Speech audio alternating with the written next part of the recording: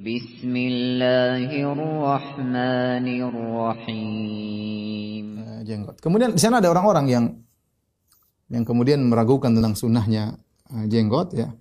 Kemudian mereka bikin syubhat. Di antaranya yang saya dapati tersebar di sebagian internet. Saya sudah bantah zaman dulu, kemudian sekarang dihapus, ya. Sepertinya dihapus, saya sudah cari nggak dapat lagi. Tapi dulu sempat sebagian mereka mengatakan kalau jenggot disyariatkan berarti Allah tidak adil. Subhanallah, perkataan yang berani sekali mengatakan Allah tidak adil. Kenapa? Karena banyak orang Asia tidak bisa punya jenggot. Bagaimana Allah mensyariatkan sesuatu yang tidak bisa dilakukan oleh manusia? Lihat logikanya. Dia mengatakan demikian. Sehingga dia mengatakan jenggot tidak disyariatkan karena, ini syubhat pertama, ya. Jenggot tidak disyariatkan karena tidak semua orang punya jenggot. Kalau jenggot disyariatkan berarti Allah tidak adil.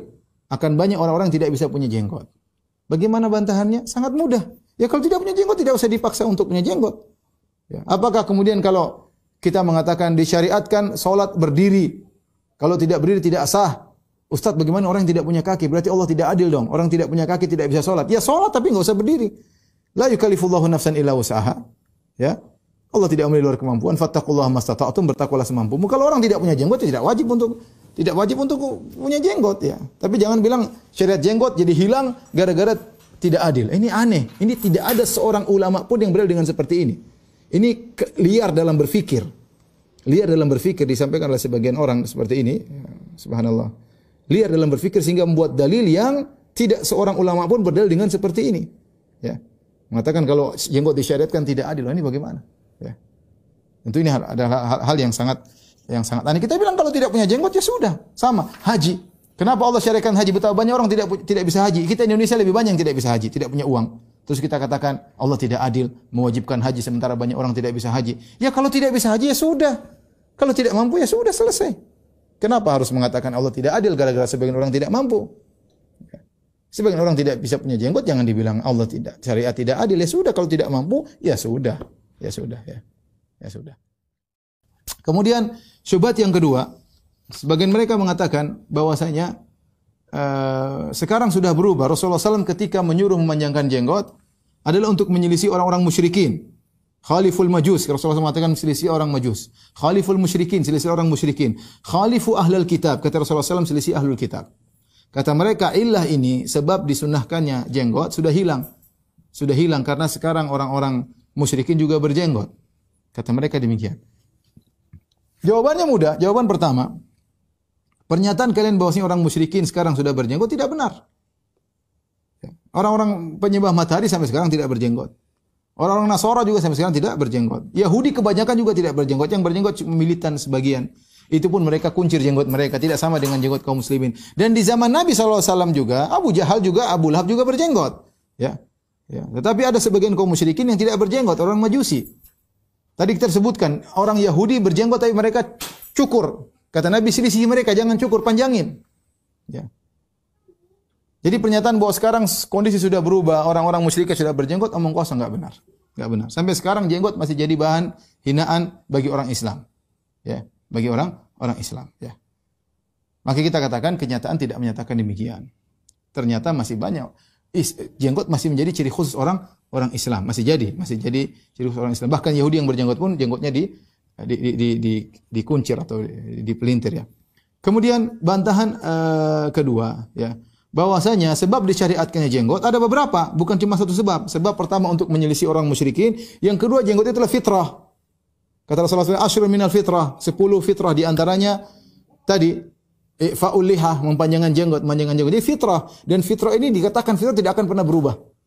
Tidak akan pernah berubah dan dia berlaku pada seluruh syariat. Ya, berlaku pada seluruh syariat para nabi.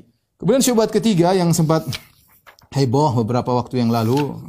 Ada seorang kiai mengatakan siapa yang punya jenggot semakin panjang maka semakin goblok, ya. Dia berkata orang berjenggot itu mengurangi kecerdasan, ya. Orang yang berjenggot itu kata beliau yang paling penting lagi, yang paling serius lagi, orang berjenggot itu mengurangi kecerdasan.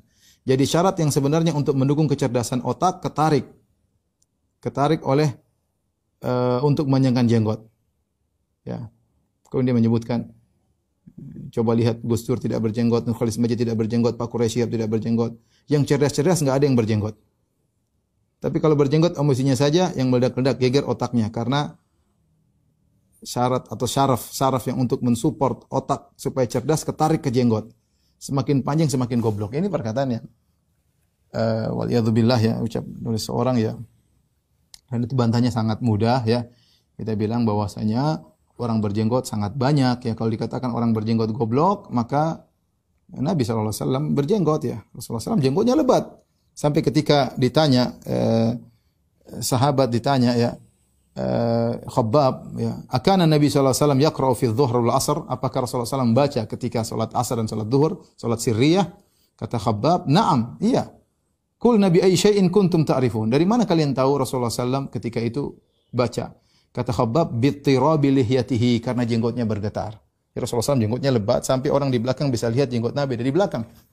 Berarti Rasulullah SAW jenggotnya panjang ya. Ya kalau jenggotnya panjang goblok repot ya. Nabi Harun tadi sudah kita sebutkan, ya bena umma la ta'khudh bi lihyati wala bi ra'si. Nabi Harun berkata kepada Musa, wahai Musa, jangan kau pegang, wahai saudara kandungku, wahai anak ibuku, jangan kau pegang jenggotku. Berarti Nabi Harun berjenggot ya. Kemudian orang Nasara di mana-mana mereka kalau menggambar Nabi Isa pasti berjenggot. Mereka gambar Nabi Isa mau warna kulitnya apapun biasanya berjenggot. Apakah mereka sepakat bahwasanya Tuhan mereka goblok ya karena memiliki jenggot ya? Tentu tidak ya. Tentu tidak. Kemudian tadi telah kita sebutkan bagaimana para ulama Syuraih Al-Qadhi, dia mengatakan aku berangan-angan punya jenggot meskipun harus bayar 10.000 dirham. Apakah dia berangan-angan punya kegoblokan sehingga harus bayar kegoblokan tersebut dengan 10.000 dirham ya. Kemudian juga tadi kita sebutkan ulama Syafi'iyah tadi, berapa banyak ulama Syafi'iyah mengatakan seperti Imam Nawawi mengatakan Al-Mukhtar yang terpilih jenggot dibiarkan ya. Apakah mereka berarti telah dan sepakat tadi tidak boleh menggundul jenggot? Apakah mereka sepakat untuk memelihara kegoblokan ya? Ya. Kemudian juga banyak ulama-ulama di Nusantara juga yang berjenggot. Demikian juga banyak tokoh-tokoh non Muslim yang cerdas-cerdas yang juga berjenggot ya. Yang membacakan nama-nama orang Barat banyak sekali ya. Yang mereka juga berjenggot ya. Taib.